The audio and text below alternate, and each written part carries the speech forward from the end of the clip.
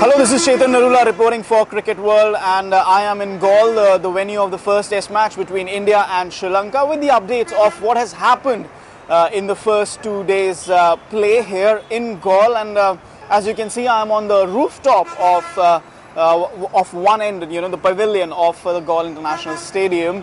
And well, like I said, it's a rooftop. Behind me you can see the big bus stop, the Galle bus stop, with the clock tower as well. But now, talking about the test match, I mean, it's a glorious place to play cricket, and let's talk about cricket. So yes, talking about the test match, India won the toss and opted to bat first. The wicket has been really flat for the first 2 days, and it was a no-brainer decision really to win the toss and bat first. It's very different from what the pitch was in 2015, taking a bit of turn from the first day itself. This time around, it's been good bounce and a lot of runs, and a lot of runs for someone named Shikhar Dhawan, who scored his 5th test century, 190 of 168 balls. And even in the press conference yesterday on day one, he said that it was almost like his maiden test 100 against Australia, scored in 2013 in Mohali, where he had smacked 187 again at a very high strike rate of 90 plus. So it was almost as fluent as that 100. And remember, Shikhar Dhawan was not part of the original test squad.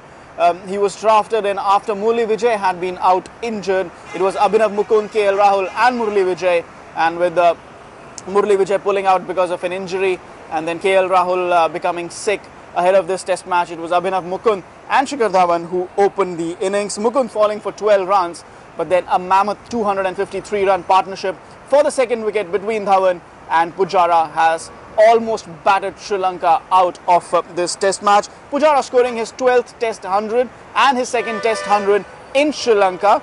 The last time he played in Sri Lanka was at the SSC in the 3rd test match in 2015 and scored 145 not out on a very green top wicket.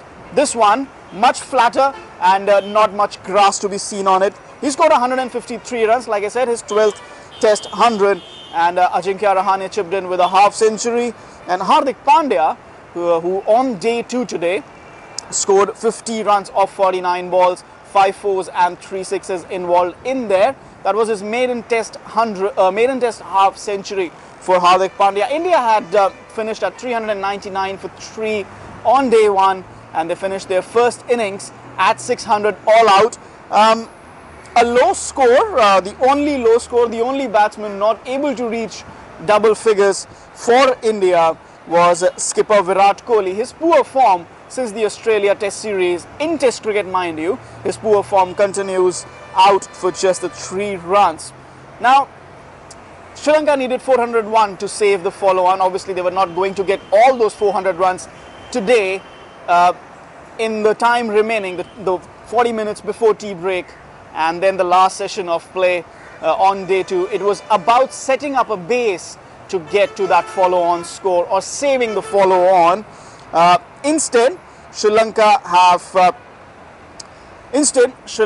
have struggled to really, finish or get anywhere or anything as sort of a base, you can say, and they are already 5 wickets down, 150 on for 5, 154 for 5 in fact, and Mohammad Shami with 2 wickets and Ravichandran Ashwin with 1 wicket, as well as Umesh Yadav taking a wicket. So 4 wickets and a run out. It was a very unfortunate run out for Upul Taranga. His bat was up in the air.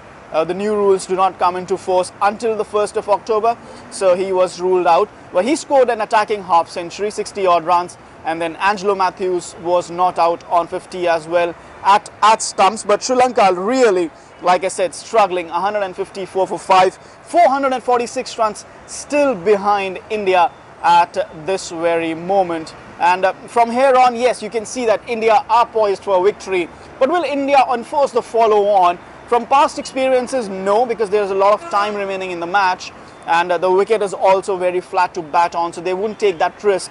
They would instead try and bat maybe 2.5 sessions and close out all chances for Sri Lanka of any comeback in this first test match. I'll be back once this test match is over with updates about what has happened over the next 2 or possibly 3 days here in Galle.